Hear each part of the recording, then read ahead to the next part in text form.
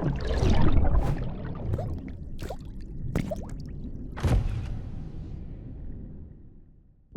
he switches that switch, when he flips that switch, you can see that he's there for one purpose, and that is to do violence. Fighting in the UFC is like an off day compared to what he does in his day-to-day lifestyle. He's not there to win rounds. He's out there to defeat you, right, by his own hand. Bienvenue à tous dans le Flashback, l'émission qui vous raconte les plus grands moments de l'histoire du sport. Dans la mythologie, les dieux s'affrontent fréquemment dans des guerres aussi épiques que sanglantes. Fratricides ou idéologiques, ces batailles partagent un objectif commun, la gloire. Aujourd'hui, leurs descendants spirituels perpétuent cette quête immémoriale dans l'octogone.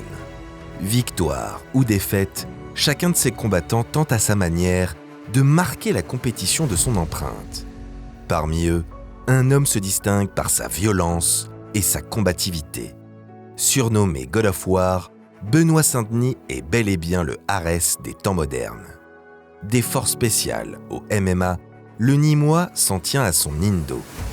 Travail, abnégation et destruction.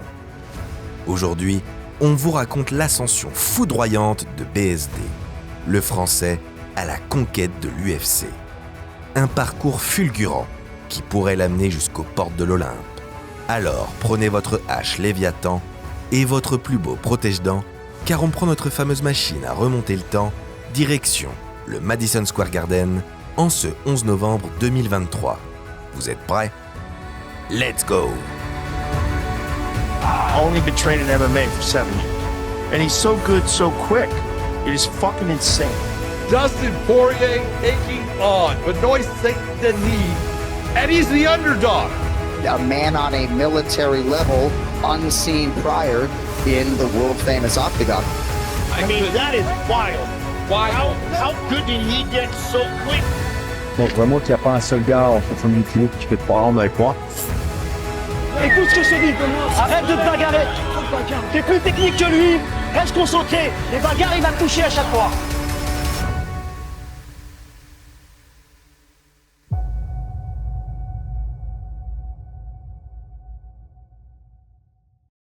Mais avant cela, l'UFC est de retour à Paris le 28 septembre. Pour fêter ça, Unibet te propose plein de cotes et la Team Boxing Academy en a déniché quelques-unes très intéressantes. Le God of War renfile les gants pour la 3e fois à la maison. Cette fois-ci, en tant que main event. Face à Moïcano, il va vouloir faire oublier sa précédente défaite. Alors une cote à 1,55 pour une victoire par KO, TKO ou disqualification semble plutôt intéressante. Connaissant le God of War, on peut aussi miser sur sa victoire dans le premier ou deuxième round à 2,90, à moins qu'il veuille faire durer le plaisir devant son public, et dans ce cas, on a une cote à 7 pour une victoire dans la 3e ou 4e reprise. Autre combat très attendu, celui de Fares Ziam contre un ancien adversaire de BSD, Matt Frevola. Le Français part à peine favori avec une cote à 1,80. Son opposant américain est lui à 1,90. Si d'autres paris te tentent, direction l'appli ou le site internet. Sur Unibet, profite d'un bonus allant jusqu'à 100 € à l'inscription avec le code BOXING. Pour t'inscrire, le lien est dans la description. Mais n'oublie pas que le pari doit rester maîtrisé. Ne joue pas ce que tu ne peux pas te permettre de perdre.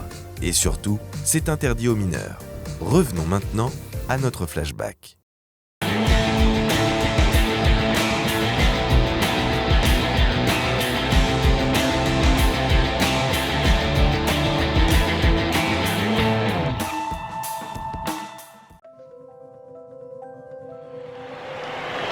Those of you who are looking at this in black and white, I must tell you that he is in a beautifully red-colored robe. Hundreds of millions are seeing this bout around the world. A packed house at Madison Square Garden. There's the double team. Right into the arms of Jordan. It's 2-on-2. Oh, yes, and the foul. If you double team, they're going to spot up. Michael finds the opening. Wellington with a jam. Il y a des salles faites pour les concerts, d'autres pour l'histoire. Peu importe l'événement prévu, tout devient forcément magique au Madison Square Garden de New York. Le poids de l'histoire, son lore mythique et l'ambiance frénétique qui s'en dégage ont fait de ce lieu l'arène la plus célèbre au monde. En novembre 2023, l'UFC obtient le privilège d'organiser un événement dans cet antre, l'UFC 295. Comme chaque événement numéroté, Dana White construit une carte remplie de gros noms. Jiri Prochazka, Powhatan, Aspinall, Pavlovich. Et pourtant, c'est un combat un peu plus bas sur la carte qui va voler la vedette ce soir-là. Le Français Benoît Saint-Denis, qui reste sur 4 victoires par KO ou soumission, affronte un Matt Frevola également en pleine bourre et à domicile. En jeu, une entrée dans le top 15 de la catégorie pour l'ancien membre des forces spéciales. Dans l'ombre de Cyril Gane, BSD n'est pas encore la figure de proue du MMA français. Il lui manque un combat, un moment marquant pour le faire basculer dans une autre dimension. Ce duel au Madison Square Garden, face à un adversaire respecté et classé, est l'occasion parfaite de se faire un nom.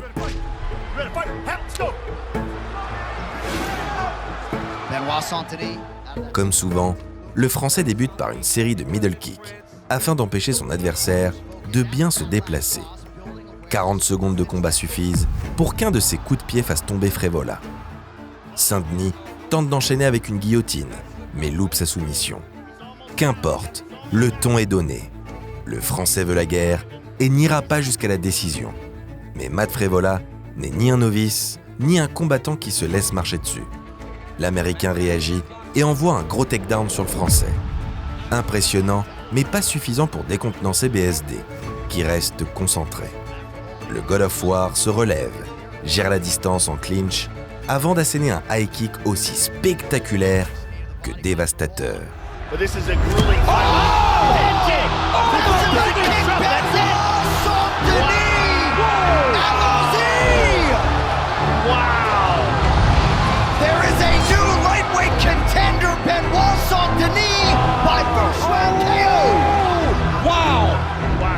Frevola s'écroule. En moins de 2 minutes, Benoît Saint-Denis donne tort à tous les sceptiques. BSD n'est pas un simple combattant, c'est un prédateur. Il n'entre pas dans l'octogone pour toucher son adversaire, gagner des points et remporter des rounds. Il ne vient pas combattre, il veut la guerre. Que ce soit lui ou son adversaire, un seul des deux terminera le duel sur ses 2 jambes. Spectaculaire, violent et charismatique, BSD est un gladiateur des temps modernes, un chevalier de notre époque. Les premiers romans qu'on m'a lus de chevaliers, Lancelot, les premiers films que j'ai vus des chevaliers, ça m'a beaucoup plu. Fils de militaire et aîné d'une fratrie de 5 enfants, Benoît idolâtre son père, une fascination qui l'amènera lui aussi à rejoindre les troupes armées françaises. Pendant 5 ans, il sert en tant qu'opérateur des forces spéciales, notamment au Sahel. Une expérience qui forge son mental et son corps. Chaque mission est une bataille où l'erreur n'a pas sa place. Il apprend à dompter sa peur et à la transformer en force. Quand on a connu la guerre, la vraie, entrer dans un octogone ne vous effraie plus. Sportif depuis son plus jeune âge, Benoît est d'abord un judoka, une ceinture noire même. Une appétence pour les sports de combat qui se renforce en 2017, lorsqu'il découvre le jiu-jitsu brésilien et le kickboxing. Des disciplines qui créent un déclic chez lui. Dès lors, BSD enchaîne les combats amateurs et se révèle plutôt doué. Le Nîmois concilie sa nouvelle passion à son métier au sein des armées, en s'entraînant à Bayonne, proche de son régiment. Mais le nombre croissant de compétitions complique les choses. Petit à petit, BSD finit par s'intéresser au MMA, encore interdit en France à cette époque. Christophe Savoca, qui l'entraîne au JGB depuis plusieurs mois, décide de l'envoyer à Londres auprès de Luis Tosta, le coach de Michael Page. Après quelques jours de stage, le Brésilien est formel. Saint-Denis a tout d'un futur combattant professionnel. Tout s'accélère en 2018 lorsque le Français fait la rencontre de Daniel Voirin. Ancien coach de combattants renommés, à l'instar d'Anderson Silva ou de Dan Anderson, le spécialiste du Muay Thai décèle en BSD un potentiel certain. Mais devenir un combattant digne de ce nom demande des sacrifices. Il faut souvent travailler des heures et des heures pour d'infimes résultats. Un quotidien exigeant et inconciliable avec une vie de militaire. En 2019, alors que son contrat de 5 ans dans les forces spéciales s'achève, Benoît Saint-Denis quitte l'armée pour se consacrer au MMA à plein temps. Il retourne voir Daniel Voirin et débute l'entraînement avec un objectif très clair, devenir professionnel en 2 ans. 24 mois pour devenir un vrai combattant MMA et en vivre. Un pari fou que BSD remporte haut la main. Le Français veut aller vite, très vite même. En 11 mois, il dispute 6 combats et les remporte tous. There's the top! The second head-on triangle in a row! Benoît Saint-Denis is a fire! Cage is stopping. Got it. Oh, there's the top! And there it is! Ladies and gentlemen, the God of War, Benoît Saint-Denis. Un rythme effréné qui confirme son énorme potentiel. Après 3 nouvelles victoires au Brave, Benoît Saint-Denis tape dans l'œil d'un certain Dana White. Son style spectaculaire et sans calcul séduit le grand Manitou de l'UFC, qui lui propose un contrat sans hésiter. En un peu plus de 2 ans, le Nîmois vient de griller les étapes. 8 combats professionnels, tous remportés par KO ou soumission, et un contrat dégoté au sein de la plus prestigieuse organisation de MMA au monde. L'objectif est atteint. Reste désormais à écrire sa légende. Devenir un combattant de l'UFC est déjà compliqué. Mais remporter des combats là-bas et s'installer parmi les meilleurs, c'est une autre paire de manches.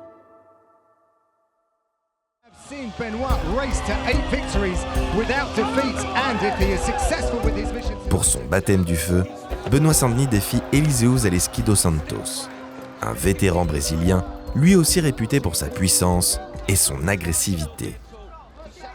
Après un premier round accroché, le Français va vivre un véritable enfer lors de la 2e reprise. Touché par un flying knee, le Nîmois titube. Le Brésilien enchaîne avec une vitesse et une précision remarquables. Jab, crochet, coup de genou, tout passe, ou presque. Saint-Denis est KO debout. Seule son abnégation et son esprit de guerrier lui donnent la force nécessaire pour ne pas tomber à terre.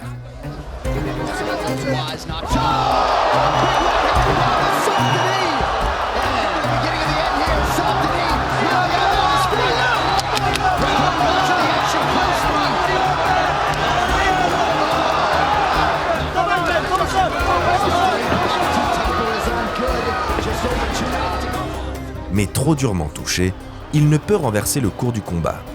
BSD s'incline finalement à la décision.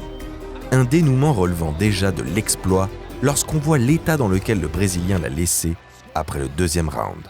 Decision, Eliseu Capoeira dos Santos.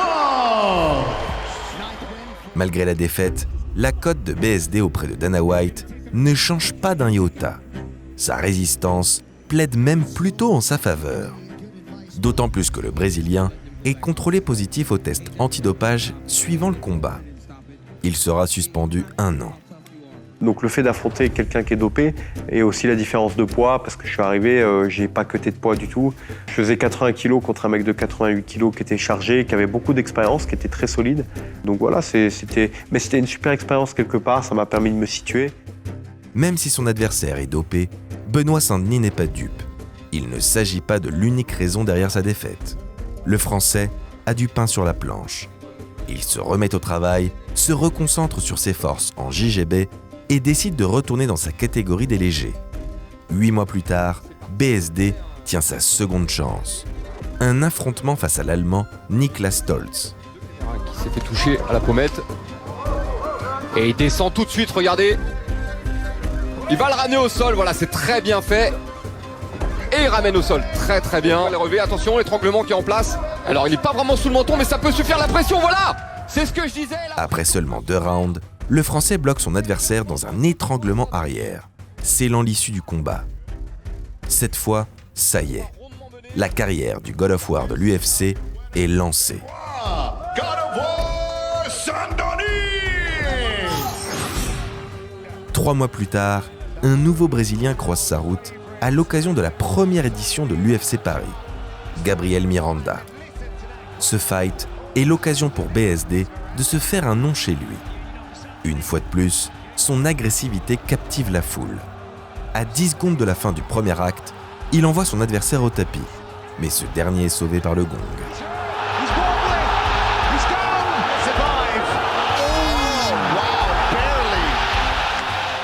Un premier avertissement avant la sommation finale. Dès la reprise, le Nîmois se jette dans la garde de son adversaire avant de l'enchaîner d'une série de crochets.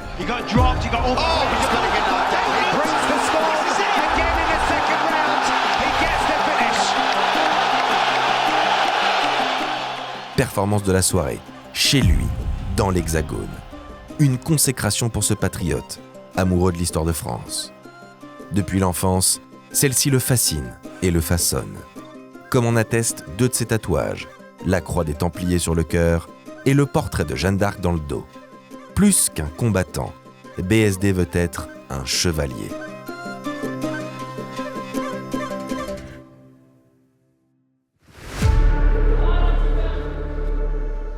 Deux combats, 2 victoires et 2 finitions.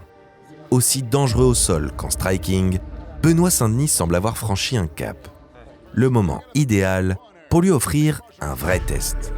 Un combat baromètre, sans véritable favori. Capable de vous envoyer vers les sommets, comme de vous précipiter vers les abysses de l'UFC. En juillet 2023, Dana White le match avec Ismaël Bonfim. Encore un Brésilien, très prometteur, vainqueur de 18 de ses 21 combats.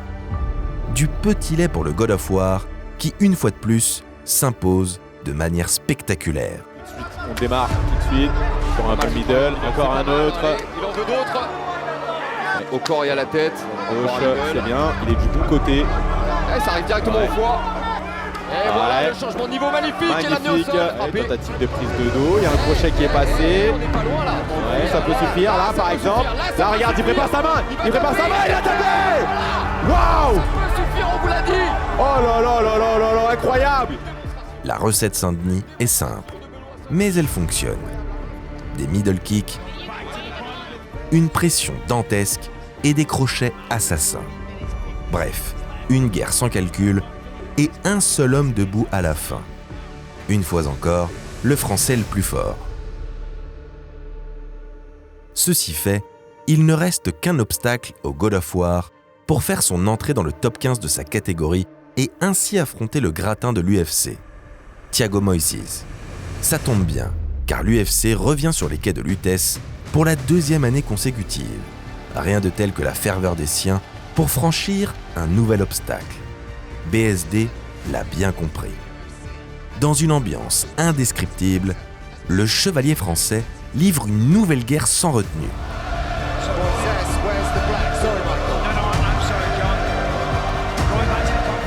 Au son des 16 000 spectateurs scandant son nom, le God of War se lance corps et âme dans une nouvelle bataille. Plus que combattre, il chasse son adversaire dans la cage. Les 2 hommes se rendent coup pour coup lors du premier acte, mais le menton du Français est bien plus solide. À l'issue d'un second round plus statique, BSD passe dans le dos de son adversaire, bloqué entre le sol et la cage.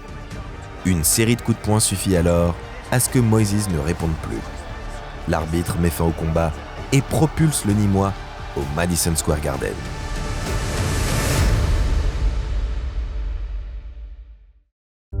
Après une nouvelle victoire impressionnante face à Frévola, BSD voit grand, très grand même. Cette fois, ce n'est plus un simple combattant, mais une véritable légende qui se dresse sur sa route. Si BSD demande d'abord Justin Gaethje pour la ceinture BMF, c'est finalement un autre diamant brut de la catégorie lightweight qu'il finira par affronter. Pas n'importe quel diamant. The Diamond, Dustin Poirier.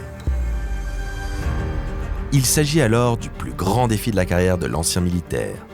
3e de la catégorie et ancien champion intérimaire, Poirier a déjà croisé le fer avec tous les plus grands. Face à lui, pas le droit à l'erreur. le moindre micro-écart peut se transformer en défaite. Après 4 mois de préparation, Saint-Denis est prêt. En co-main event de l'UFC 299, la pression pourrait le faire s'écrouler. Mais c'est bien mal connaître le Français qui donne le ton dès le premier round. C'est bien lui, le novice qui monte, qui dicte le combat. Lutte, taille clinch, crochet, retour en lutte. Le Nîmois ne laisse pas Poirier respirer une seule seconde.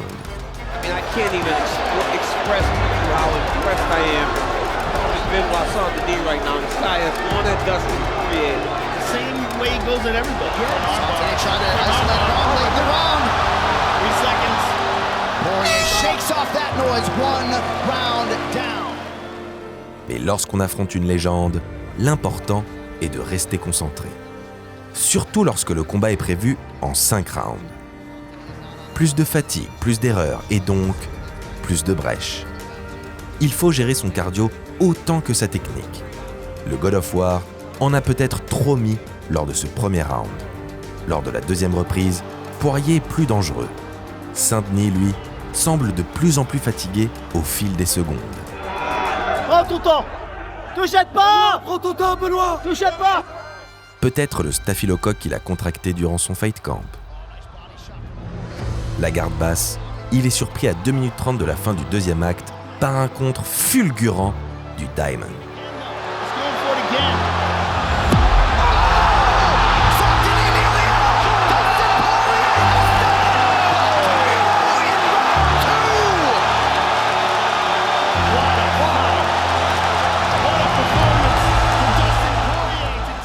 Comme à son habitude, BSD a offert la guerre. Seulement cette fois, il n'est pas le dernier debout. Un revers finalement logique, mais plein d'espoir pour le Nîmois.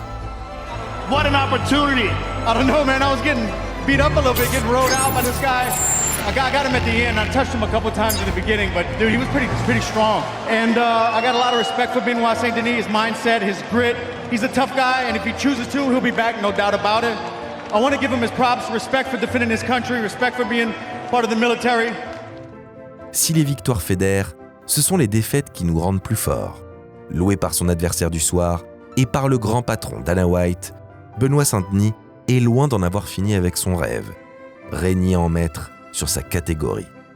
Alors que l'avenir s'offre à lui, une chose est sûre, Benoit Saint-Denis ne se contente pas de participer, il aspire à conquérir. Et quoi de mieux pour affirmer son retour qu'une nouvelle victoire sur ses terres? La légende du God of War est en marche et le monde du MMA n'a pas fini d'entendre parler de lui. Qu'il s'agisse de victoires éclatantes ou de défaites enrichissantes, Benoit Saint-Denis continue de forger sa propre légende. Une bataille à la fois. Quelle performance de Benoit Saint-Denis! C'est la vraie. C'est le final de Benoit par KO. Il prépare sa main, il attaque.